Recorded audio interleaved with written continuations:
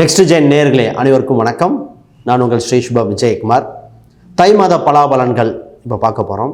பொதுவாக தை பிறந்தால் வழி பிறக்கும். அப்போ நமக்கு வழி பிறக்க இந்த வருஷம்தான் இருக்குது.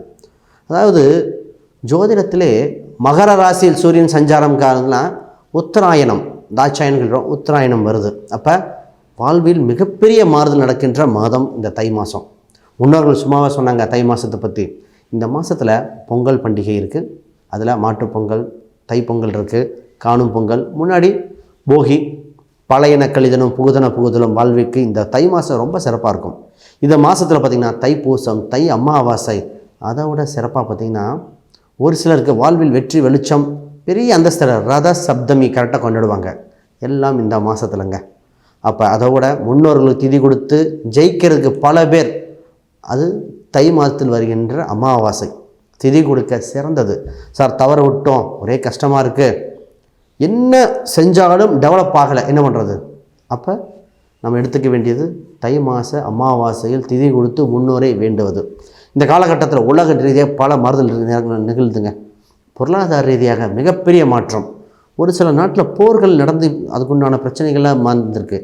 இந்த மாதிரி சூழ்நிலையில் நமக்கு என்ன நடக்குது? நமக்கு வழி பிறக்குமா?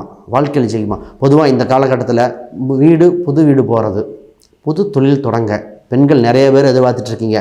வாழ்க்கையில் ஜெயிக்க புது தொழில் தொடங்க, இதில் வீடு கட்ட ஆரம்பிக்கலாமா, இல்லை கட்டின வீடு வாங்கலாமா, இந்த மாதிரி கேள்வியும் உங்களுக்கு வந்துட்டுருக்கு.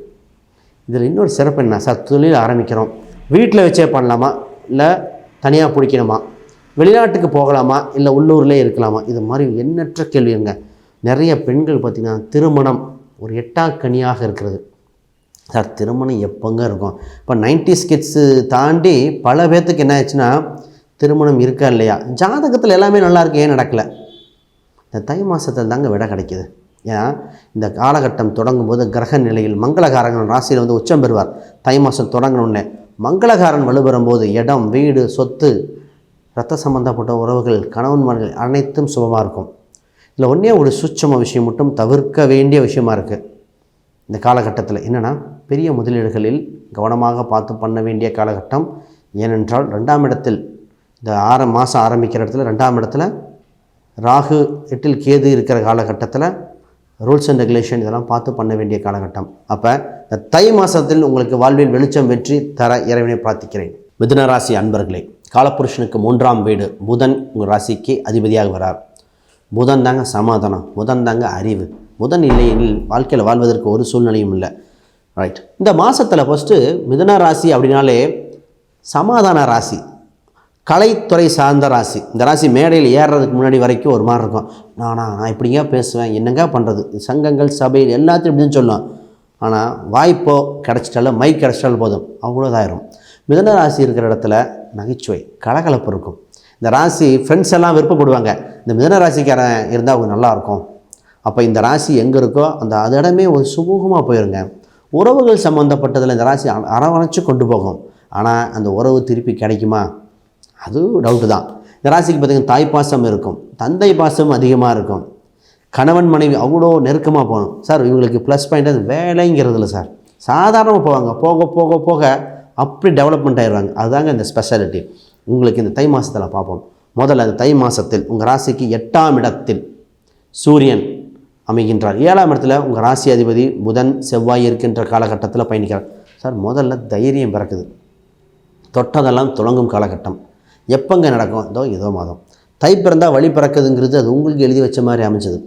ஏன்னா சில காலம் முன்னாடி பார்த்திங்கன்னா வேலையில் அவ்வளோ தொந்தரவு, ஹெல்த் இஷ்யூஸ் கொஞ்சம் நஞ்சம் இல்லை. இந்த ராசிக்கு மாறி பண்ணிது, எல்லா நெகட்டிவ் எஃபெக்டும் நடந்தாச்சுங்க. இனி என்னதை பார்ப்போம்.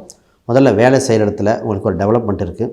சார் ப்ரொமோஷனாக இருக்கலாம், ட்ரான்ஸ்ஃபராக இருக்கலாம், இல்லை வேறு இடம் மாறுறது, உன்னை விட்டுவிட்டு மாறக்கூடாது, வேலை இடத்த மாறக்கூடிய சூழ்நிலைகள், அதிகார பதவிகள் தானாக தேடி வருகிற சூழ்நிலை வந்தாச்சு. அதற்கு முயற்சி பண்ணுங்கள். ஆனால் இன்னும் கொஞ்சம் ப்ரிப்பேர் பண்ணணும், படிக்கணும். இதுதான் இந்த நேரம்.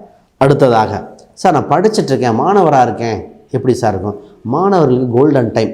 ராசிக்கு 4ஆம் இடத்த சனி மட்டும் பார்க்குறாருன்னு சொல்லணும், வீட்டில் உட்காந்து படிக்க முடியாது. லைப்ரரி போயிடணும், இல்லை எக்ஸ்ட்ரா கோச்சிங் கிளாஸ், நண்பர்களோடு சேர்ந்து படிக்கிறது. அப்போ இந்த மாதிரி ப்ரிப்பரேஷன் பண்ணுங்கள், சூப்பராக இருக்கும். நிறைய பேர் வெளிநாட்டுக்காக IELTS, TOEFL, GRE இந்த மாதிரி எக்ஸாம் ப்ரிப்பேர் பண்ணிகிட்ருக்கீங்க இல்லையா? அப்படி ப்ரிப்பேர் பண்ணுறவங்களுக்கு ஒரே ஒரு கருத்து என்னென்னா, நிச்சயமாக ப்ரிப்பேர் பண்ணுங்கள். உங்களுக்கு ப்ராக்டிக்கலாக எழுதி ப்ராக்டிஸ் பண்ணுங்கள். சனி சம்மந்தப்பட்டாலே உடல் உழைப்பு தேவைங்க. சும்மா நெட்லேயே பார்த்து படிக்கிறதுங்கிறது அவ்வளோ ஆக்கப்பூர்வமாக இருக்காது. எழுதி ப்ராக்டிக்கலாக நோட்டில் எழுத பண்ணுங்கள். பொதுவாக எழுத சொல்லுவோம். எழுதும்போது சனினா நீல கலர், ப்ளூ கலரு, அந்த பேனா ப்ளூ கலர் மேக்ஸிமம் வந்துடும். அதை எழுதி பார்ப்பாங்க பாருங்கள். இயற்கையாகவே அவ்வளோ செட் ஆகிருங்க. சார் திருமணம் இருக்கா இல்லையா? இந்த ராசி, உங்கள் ராசியில் குரு பகவான் இருந்து 7ஆம் இடத்தை பார்க்குறார். திருமண வரன் நிச்சயிக்கப்படுகிற காலகட்டம் இதுவே. நிறைய பேர் அப்புறம் பார்த்துக்கலாம், தை பிறந்தால் வழி பிறக்குங்கிற மாதிரி தள்ளி வந்தாச்சு. வழி பிறந்து விட்டன. சார் இதில் என்ன ஒரு சூச்சம்னா, ஆல்ரெடி பார்த்த வரனாகவே இருக்கும். ஜாதகம் பார்த்தோம் சார், வேணாம் ஏதோ ஒரு ரீசனுக்காக தள்ளி போச்சு, அதே வரன் திருப்பி வர்றது. ஆண் பெண் இருவருக்கும் அதே வரன் வருகிற மாதிரி இருக்குது. அப்போ அதை பாருங்கள். ஒரு விஷயம், முக்கியமான விஷயம் சார், திருமணத்தை நட்சத்திர பொருத்தம், கிரக பொருத்தம், கட்ட பொருத்தம், அந்யூன்ய பொருத்தம், தாம்பத்திய ரீதியான பொருத்தங்கள் இந்த காலத்துக்கு தேவை. இன்றைக்கி கணவன் மனைவி வசிய பொருத்தம் பார்க்க வேண்டியதாக இருக்குது. நட்சத்திரத்தில் வசியம் கிடையாது, கட்டத்தில் வசியம் பார்க்கணுங்க. கணவனை பார்த்தா மனைவிக்கு ஈர்ப்பு இருக்கணும், மனைவி பார்த்தா கணவன் இருக்கணும். அப்போ என்ன சண்டை வந்தாலும் பிரச்சனையும் சால்வ் ஆகிற மாதிரி இருக்குது. இதுதாங்க சூட்சமாக இதை போடணும். சார் பிஸ்னஸ் பண்ணலாமா? இந்த ராசி பொதுவாக பார்த்திங்கன்னா 2 மனசு, பண்ணலாமா வேண்டாமான்னு இதாகிட்டுருக்கும். வேலைக்கு போயிட்டே பார்ட் டைம் பண்ணுற ராசி தான் இந்த ராசி தான். பெண்கள் குறிப்பாக பார்த்திங்கன்னா அவ்வளோ அற்புதமாக இருக்குது. பிஸ்னஸ் சம்மந்தப்பட்டது பண்ணக்கூடிய ஆயத்த பணிகள் ரெடி பண்ணிட்டாங்க. ஆனால் இந்த மாதம் தொடங்கிறதுக்கு உண்டான ப்ரிப்பரேஷன் இருக்கும். தொடங்க முடியுமான்னு தெரில. ஏன்னா 8ல் உங்கள் 12ஆம் அதிபதி 5ஆம் அதிபதி இருக்கிறனால மனசு கொஞ்சம் தடை ஏற்படலாம். ஆனால் பிஸ்னஸ் கொஞ்சம் ப்ரிப்ரேஷன், பிளானிங், டெக்ஸ்டைல் சம்மந்தப்பட்டது, பொட்டிக் ஷாப் வைக்கிறது, இதே ஜென்ஸாக இருந்தால் இன்டீரியர் டிசைனிங் சம்மந்தப்பட்டது, லாயராக இருக்கிறவங்க, ப்ரொஃபஸர், அதோட சினிமாக்காரங்களுக்கு பாருங்களேன், சினிமா டெக்னிக்கல் டீட்டெயில் டீமுக்கு அற்புதமான காலகட்டம் இந்த காலகட்டம் தான். சரி, எப்போ சார் இருக்கும்? ஒரு சிலர் இந்த லாட்ரி சீட்டை பற்றிலாம் ட்ரை பண்ணிகிட்ருக்கீங்க. லாட்ரி சீட்டு கிடைக்குமா, இது யோகம் இருக்குமா? சார் கொஞ்சம் பார்த்து தான் பண்ணணும். லாட்ரி சீட்டு அதெல்லாம் இது பண்ணக்கூடாது. ஆனால் செகண்ட் மேரேஜுக்கு நிறைய பேர் ஒரு வாழ்வில் கசப்பு ஏற்பட்டு இருக்கா இல்லையா, செகண்ட் மேரேஜ் இருக்க வாய்ப்பு உண்டு. அதுக்கு முக்கியமான காலகட்டம், தவற விட்ட வேண்டாம். ராகு பகவான் உங்களுக்கு அருள் கொடுப்பார்.